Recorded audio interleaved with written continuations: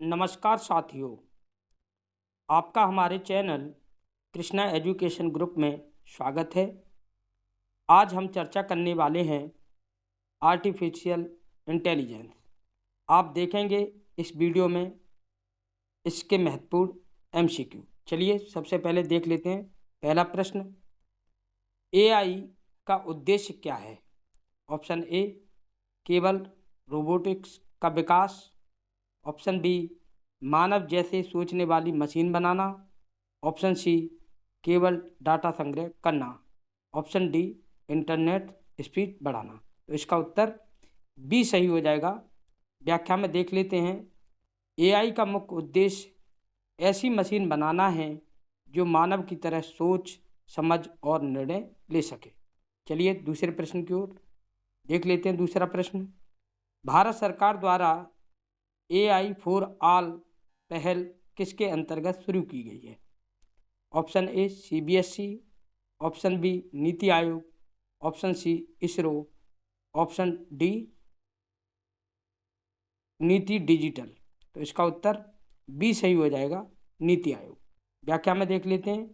नीति आयोग ने AI for all पहल की शुरुआत की थी ताकि हर नागरिक एआई की मूल जानकारी पा सके। चलिए नेक्स्ट प्रश्न की तरफ। तीसरा प्रश्न है, एआई से संबंधित कौन सा क्षेत्र उच्च जोखिम, जिसे आप कहते हैं हाई रिस्क, के तहत आता है? ऑप्शन ए, गेम खेलना। Option B, robot dance. Option C, स्वास्थ्य सेवाएं। ऑप्शन डी, संगीत बनाना। तो इसका उत्तर सी सही हो जाएगा, स्वास्थ्य सेवाएं। मेडिकल जो है का फील्ड जो है वो सबसे ज़्यादा खतरनाक की स्थिति में रहता है। व्याख्या में देख लेते हैं। स्वास्थ्य सेवाओं में गलत निर्णय जानलेवा हो सकते हैं, इसलिए उसे उच्च जोखिम माना जाता है। चलिए नेक्स्ट प्रश्न की तरफ। चौथा प्रश्न है, रिस्पॉन्सिबल एआई का क्या अर्थ है? ऑप्शन ए, ज़्यादा बिजली की खपत। ऑप्शन बी, अनियंत्रित एआई का विकास। ऑप्शन सी, नैतिक और पारदर्शी एआई उपयोग। ऑप्शन डी, केवल उद्योग के लिए एआई। तो इसका उत्तर सी सही हो जाएगा, नैतिक और पारदर्शी एआई का उपयोग। व्याख्या में देख लेते हैं। रिस्पॉन्सिबल एआई का अर्थ है ऐसा एआई जो पारदर्शी, निष्पक्ष और नैतिक हो। चलिए पांचवें प्रश्न की ओर। ईयू ने किस वर्ष एआई एक्ट पास किया था?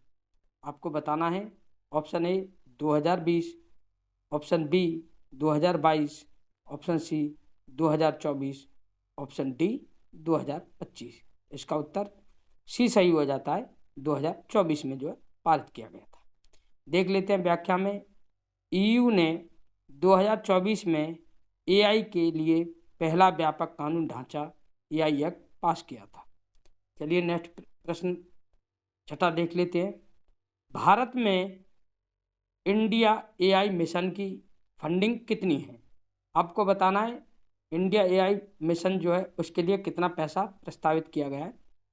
तो देख लेते हैं। ठीक है, option A, 1,000 crore. Option B, 5,000 crore. Option C, 10,000 crore.